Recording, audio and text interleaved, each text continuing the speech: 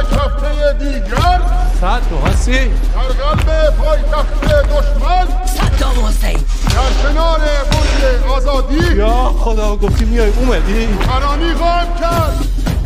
گفته بودم میام ایران، اومدم ایرانم. اگر راست میگی و واقعا تهرانی تا 1 ساعت دیگه باید هتل بشی.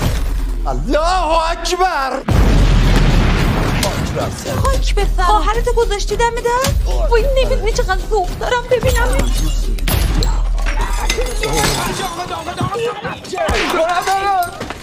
خوبی علیم جون؟ مگه میذارن خوب باشی؟ اونت ماچت کرده. بیا ببوس. بیا. باز که ماچت کرده. ایو میگم خفنا. صورتت ماتیکیه. خودت ماچ میکن.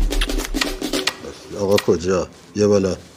الانه که سرای خانم به تکیه گاه احتیاج داره، به کسی که مثل تیر بهش تکیه کنه. مثل من که نمیخوام شب اینجا بمونم، من میرم خونمون.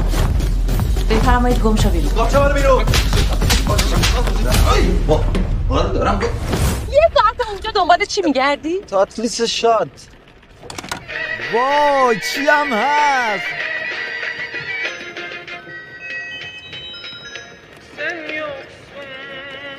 مصب شادشم غمگینه.